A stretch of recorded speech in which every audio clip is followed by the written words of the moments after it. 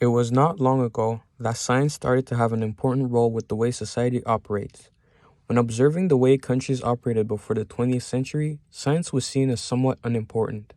Kingdoms and states saw military power as well as territory as most valuable assets. In the 21st century, however, a country that invested a great part of its wealth in science is seen as powerful and intelligent.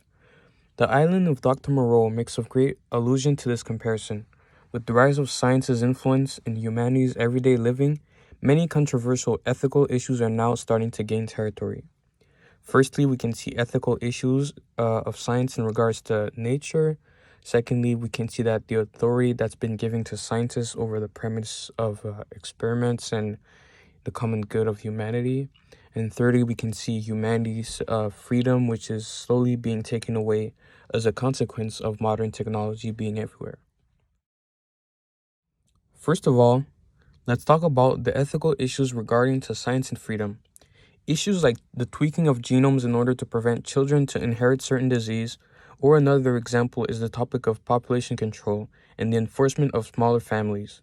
These topics are addressed daily, but one topic that certain people may not have heard is geoengineering. Geoengineering is best described as a method of salvaging the dying earth by reversing the natural effect of climate change. In the surface, one would probably be in favor of geoengineering. However, when going deep into the ethical implications of it, many begin to question what's really being done. Geoengineering companies have many ways of reversing climate change, and some plan to send screen mirrors into space in order to reduce the amount of sunlight entering the atmosphere. Others plan on manipulating the very weather by forming clouds, which work as a sunlight reflector as well, and creating storms in order to bring rain to drier areas. There have been numerous endeavors to build climate with cloud seeding tests since the 1940s, a couple of decades after development of planes made such thing doable. And yet, geoengineering would require cloud seeding on a far greater scale than planes could oversee. In Wells Island of Dr. Moreau, the scientist in question also manipulating nature for the so-called greater of humanity. It quotes, "Every shadow became something more than a shadow, became an ambush, and every rustle became a threat. Invisible things seemed watching me." In this passage of the text, Pendrick makes it clear how nature can be very intimidating as well as frightening, and has always had dominance over humans. So why do humans always think that they have conquered and assimilated nature? Why do humans always have the tendency to think that they have dominion over nature if they also believe that nature is the one who birthed them in the first place? Assuming that a certain company is given the right to control the weather on a global scale, how can we be certain that it will be used for good and only good? Another quote is, "Suddenly the puma howled again, this time more painfully, and Montgomery swore under his breath." In this passage of the text, the puma, or nature, is seen as being in extreme pain, yet Montgomery is ignoring it and even cursing at the fact that it is screaming so loud. So what makes humans think that nature will not be affected the same way in the long term if the geoengineering project is taken at heart? Just like Dr. Moreau, who claimed to do it for the greater of good of humanity, he did not know or care for what the long-term consequence of his action would be, and it would probably bring even more pain. Another ethical problem regarding science is the authority given to scientists. Slowly have scientists gained more authority in terms of technology and laws.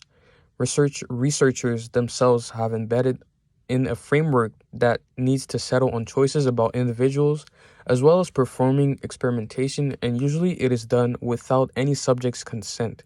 And we're talking about animals there. A good example of scientists exercising authority over nature is the creation of synthetic life. Granted, the modern techniques for creating sheep clone have evolved over the years and are presently quite impressive to say the least. Genetical manipulation of animals is also being used to create bigger, fatter, and more muscular cattle for humanity's own selfish reasons. Many times, experiments like these have resulted, and to this day still result, in animals living in struggle, anxiety, and pain. Who exactly gave the permission for any scientist to steal another animal's sexual cells in order to create modified and/or artificial life? How do we know if the animals are not psychologically affected in negative ways, and how does this affect nature's balance? The book quotes, "Who are you to tell me what I am to do? I tell you, I'm the captain of the ship, captain and owner. I'm the law here, I tell you, the law and the prophets." Here, Captain Davis argues to be the one who is in authority since he owns the ship as well as the crew. This makes sense as a boat can be bought literally and a crew can be mounted up in a consensual way. When comparing this to the way scientists handle animal experimenting, one must ask himself, what exactly makes them in power of or authority over the test subjects? Do scientists ask for the animals' consent over the cells? The book quotes, "Poor brutes, I began to see the viler aspects of Moro's cruelty. I had not thought before of the pain and trouble that came to see the poor victims after they passed from Moro's hand." In this passage, Prendrick empathizes with the animal, now have to live with the state of half beast and half human for the remaining of their painful life. The same could be said of today's lab rats, as mentioned earlier.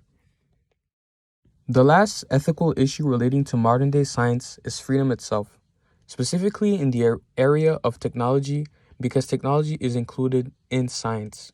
Most people today are in possession of some kind of technological device, whether it is a cell phone, tablet, or computer.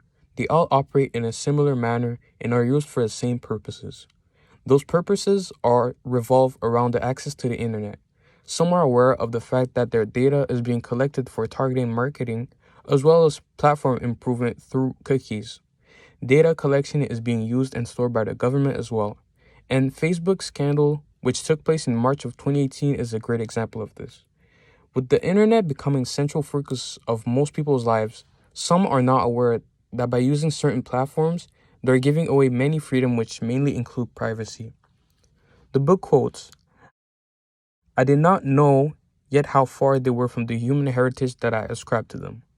This passage speaks of evolution, who was still a relatively new thought in the time of the book's original period.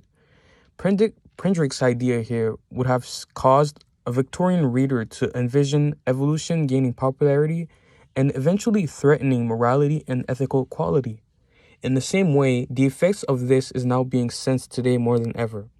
As ethics and morality are rapidly changing and humans are stepping into new grounds, no longer giving heed to former beliefs. The very idea of government spying on its citizens 24/7 and having all of their real-time information, data which can go from one's location to their entire entourage, would be scorned and rebuked a century ago. The book quotes, "Law be damned, I'm king here." And this quote is from Captain Davis, again claiming to be the captain over the ship. He also entertains the idea that he is above the law, because he is in a dead land in terms of national laws and territory. He technically is right, but it does not make any action more reasonable than if the ship was within a territory which did have laws instituted. The internet can be compared to the ocean. There are no guidelines in terms of what is allowed to do and not to be done to others, but it does not make any action more tolerable either. To conclude, science and technology have taken more and more territory as the years have been going by, and the evidence can be seen today more than ever. Despite the fact that science has done so much for the good to humanity in terms of health and convenience in certain life habits, many ethical values have equally been broken as a consequence. There's the way that nature is being manipulated for Earth for humanity's benefits with no concern for the long term, the authority which scientists have now taken upon themselves by using animals as test subjects for unethical experiments, and there's the fact that technology and the internet are now in conflict with its users' freedoms and privacy. With this being said, these dilemmas are arguably inescapable if humanity keeps innovating at such a pace.